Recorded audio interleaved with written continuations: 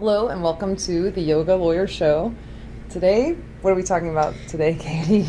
Justice Kennedy retiring. Justice Kennedy announced his retirement last week, which was kind of a surprise because he did it in sort of a non-traditional way. Katie was telling me about it this morning. So for our lovely viewers, tell us how it normally goes down. Normally, traditionally, the justices, when they're retiring, they'll announce their retirement on the bench on the last day of the term, which was last Monday? Something like that. Whenever they gave the travel ban announcement. So it must have been Monday or Tuesday. I think so. And he didn't. So we were all like, we're safe. We're going to have the same bench. Retire. Yeah, totally cool. And then a fine. day or two later, he submitted his letter of resignation to the president. So that was kind of shocking and upsetting. He'd already picked all his clerks, you said. And yeah, so he had everything set up for working and being on the bench next term. For at least another year. Essentially, yeah. Another term is basically another year. And so the travel ban case, which we talked about last week, was the last decision. And I guess this is new to me, but normally when they announce the last decision, if a judge is retiring, they'll say, okay, I'm out, sort of to like retire on the bench, like to leave kind of on a high note, I guess is the way to say it. And he didn't really explain why he didn't resign on the last day of the term. Maybe because the travel ban was so controversial. He did have an interesting concurring opinion in that case, which we talked about last week. I thought that was interesting. So maybe, and it was in the concurring opinion, he kind of admonished the president to be careful about these constitutional infringements. So maybe he felt like that wasn't the right case to go out on. I mean, we can only speculate. I reread that opinion, his concurring opinion, after finding out about his resignation, and it does kind of seem like a goodbye opinion. Yeah. Like his final opinion. Like, these are my last words of advice. So he may have known. I mean, he probably did know, but it is just kind of strange the way it went down. So anyway, what does that mean? Why are people upset about it? Why is everybody, not everybody, but a lot of people are upset. Because now President Trump gets to appoint another Supreme Court judge, and it's a lifetime appointment. So technically... What? I mean, technically they serve at the pleasure of the president, but it ends up being life. Yes, so actually, it usually ends up until most justices, Supreme Court justices, will retire before they die. They don't die on the bench. Scalia did. Scalia did, yeah. He probably didn't. And that brings us to what happened with Scalia. This is part of the reason why the Kennedy appointment is so controversial. Is that Justice Scalia died while President Obama was still in office in February of 2016, but the Senate Majority Leader Mitch McConnell refused to bring up for consideration President Obama's appointment or his nominee, which was Merrick Garland. And he cited this rule. It was a kind of a made-up rule at the time that we should wait until after you shouldn't appoint a new judge during an election year.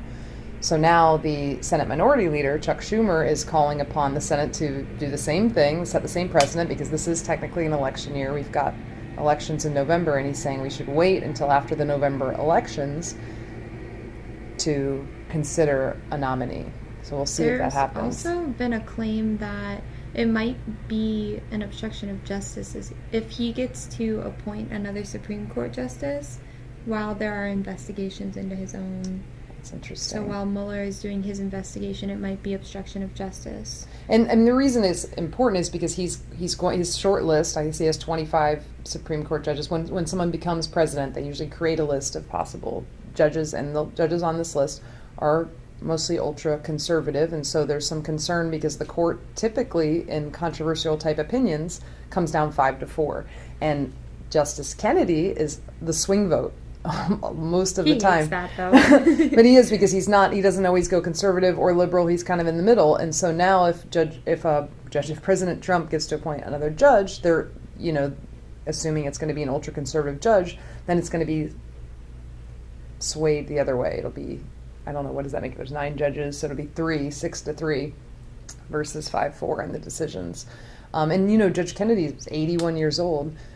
Who's the second oldest? I mean, Ruth Bader Ginsburg is 84. How old is anybody else up there? And she's one of the liberal judges, one of the 3. And Thomas is pretty old. I think he's in his later 70s. Late 70s. There's always a rumor that Thomas is going to retire, and he never does. I wish he would. But I know. Sorry. Sorry. I mean, he's like, I hope he lives a long, happy yeah, a long, happy life. But so she didn't say she would die. She said I hope he retired.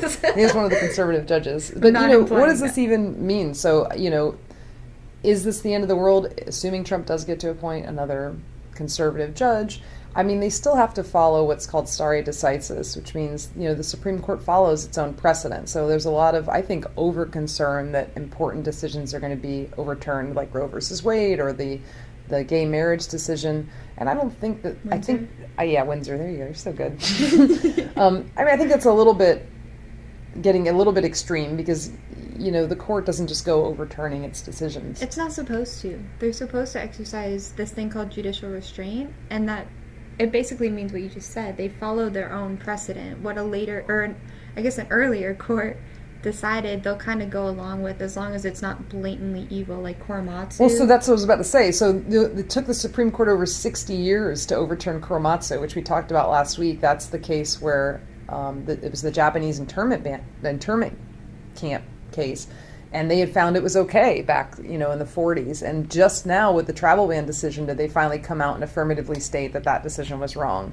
That took 60 years to overturn a, pretty clearly wrong decision. Yeah, so clearly wrong that we changed the law because we knew it was wrong. So the chances of them just coming in and overturning Roe versus Wade or the Windsor case, I mean, I'm not saying there isn't some validity to that, but I think it's getting a little extreme, and the chances of that happening are probably lower than we think. Yeah, I'm still hopeful that the justices will exercise judicial restraint and follow their own precedent.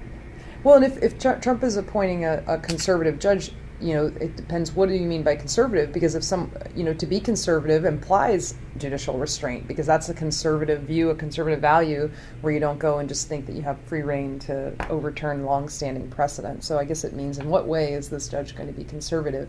If he's conservative in a, traditional judicial legal sense, I don't think then that they mean like conservative, like. But it should go hand in hand, in my opinion. They should. I mean, but I'm pretty sure they're thinking of just conservative viewpoints and morality, but still, they're just thinking Republican, not like actual conservative or actual liberalism. People don't use those terms correctly. We don't. And a lot of times they become sort of bad words, which we've talked about before, like to call someone a liberal or a conservative, depending who's saying it, can be used as like a demeaning statement. But so, anyway, is there anything that can be done? I mean, we were kind of looking a little, the Senate now. So what happens is the president nominates a judge, and then the Senate has to confirm. So right now the Senate is 47 Democrats, 51 Republicans, and 2 independents that caucus with the Democrats. So, at best you're looking at 49 to 51. So if all 49 Democrats and independents... Votes. So there's some Republicans that... So it is possible if Trump nominates someone and McConnell brings it up for a vote prior to the election, that the vote could be blocked on a candidate if that candidate is perceived as, sort of universally bad. It is possible to get enough votes to block it. And if they do wait until the election cycle, then it might even be easier, depending on if more Democrats or independents are elected to the Senate. One interesting point that we can make is that justices tend to resign during, I want to say reign, but it's not really reign, during the term of a president that aligns with their viewpoint, so they can kind of be replaced by somebody that is similar to them. So that's probably another reason why Justice Kennedy. Yeah, because he's seen as pretty conservative, but he also doesn't vote strictly down conservative lines. So, and it's just really interesting just to hype this again. This wouldn't be such an issue if Mitch McConnell hadn't blocked President Obama's nominee. Wouldn't be such an issue if the justices weren't being so partisan. That's true too. They do tend to vote pretty partisan. So anyway, that's kind of the state of where we are right now. We were all kind of shocked when it happened. Nobody was expecting it. And so anyway, we'd love to hear feedback, thoughts, comments. Anything else, Katie? I don't think so. I already you said your piece. So. So that's it for today. We'll see you next time, and be sure to subscribe. Thank you for watching the Yoga Lawyer video.